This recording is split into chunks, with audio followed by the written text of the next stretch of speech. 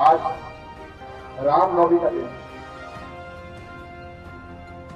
और नवरात्रि का 9वां दिन है।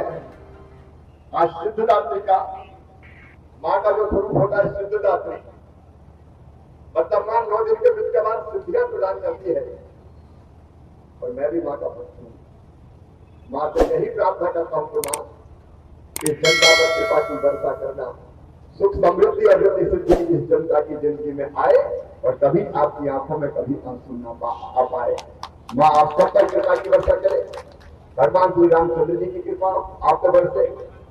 पहले डॉक्टर साहब का बैठे रामपाल पहले जब बोले कि रामनवमी में कार्यक्रम करें कि नहीं करें, हमने कहा होने दो जी, अपन भी तो रामकाज करने जा रहे हैं। जनता की सेवा तो भगवान की पूजा है भाई, तो जनता की सेवा के काम को चलने दो। मेरे भाई और बहनों, हमारा संकल्प है जनता की जिंदगी में तकलीफ नहीं रहने देना। और आज जब मैं आपके बीच आया हूं तो मुझे प्रधानमंत्री जी ने बनाया ग्रामीण विकास मंत्री और कृषि मंत्री। तो ये 6-7 महीने में अकेले साथी विधानसभा क्षेत्र में 7,385 गरीबों के मकान हमने स्वीकृत किए हैं और उनको मकान बनाने के लिए पैसा मिल रहा है। पहले इतना कभी नहीं मिला, पहली बार। लेकिन कई जगह हम तो रह गए मामा जी, तो तुमको रहने थोड़ी जाना है। अब फिर से सर्वे हो रहा है, गांव में जोड़ पड़ रही है, गांव में कि भैया सावधान, कोई रह गए वो टूटे मकान वाले तो आ जाओ, सर्वे करवाओ और नाम जुड़वाओ, उनके मकान भी बनाए जाएंगे। राम की चिड़ई है, राम कोई थे, खाओ की चिड़ई है, भर भर के काय को कसर नहीं छोड़े। आप बताओ सबके मकान बनना चाहिए कि नहीं बनना चाहिए? जोर से बोलो, बनना चाहिए कि नहीं बनना चाहिए? तो ये मकान बनेंगे नंबर 1। नंबर 2, कई टोला बजरा छोटे अच्छा आवास में भी 3-4 परिवर्तन हो गया। पहले का होता था, अगर कोई के पास मोटरसाइकिल स्कूटर 2 पहिया वाहन होता था तो उसका नाम कर जाता था जिसको नहीं मिल सकता इसके पास 2 पहिया वाहन है। अब बताओ भैया, मोटरसाइकिल स्कूटर के बिना कोई बचेगा? अरे बताओ नहीं, समझ के बाद हम क्या काय को काटो, 2 के बाद मोटरसाइकिल स्कूटर उनको भी मकान देंगे।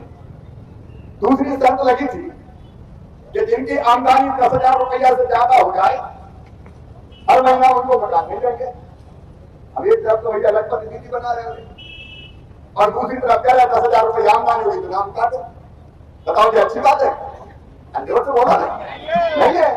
तो हमने कहा 10,000 से ऊपर की आमदनी हो तो भी मकान बनाए जाएंगे, ठीक है? और किसान भाइयों, जिनके पास 5 एकड़ असिंचित जमीन या 2.5 एकड़ सिंचित जमीन होगी, उनके भी मकान बनाए जाएंगे ताकि छोटे छोटे किसानों के भी मकान बनाए जा सकें। ऐसे कई परिवर्तन प्रधानमंत्री आवास योजना के अंतर्गत किए हैं और 3 करोड़ मकान बनाना।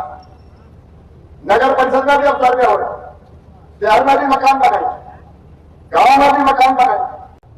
आज भारतीय जनता पार्टी का स्थापना दिवस है और स्थापना दिवस के अवसर पर आज भारतीय जनता पार्टी बनी। प्रधानमंत्री जी के नेतृत्व में अपने देश को आगे बढ़ाने की लगातार कोशिश हो रही। अभी हमारे रास्ते में तो किशनपुर में बयानी मिली, अलग अलग जगह कहा पीने के पानी की बड़ी दिक्कत। अब जो जल जीवन मिशन है, एक तो पीएचई वालों को ध्यान रखना पड़ेगा, कलेक्टर भी विशेष रूप से ध्यान रखें कि भैया ये नल बिछ रहे, पाइपलाइन और घर घर में नल लग रहे। अब इन नलों से पानी आना चाहिए किसी भी हालत में, नहीं तो लाइन बिछी है, टंकी बनी है और टंकी में कौआ बैठे गाँव कर रहे हैं, पानी नहीं निकल। जब इतना पैसा खर्चा हुआ है तो पानी घर पहुंचना चाहिए, ये विशेष रूप से ध्यान रखें। घर घर पानी, नल से जल का अभियान प्रधानमंत्री जी के नेतृत्व में लगातार चल रहा है ताकि पीने का पानी मिल जाए गांव में। तो किसान भाइयों, किसानों का मंत्री भी नहीं हूं। बीच में कई तरह की फसलों के दाम कम होने शुरू हुए।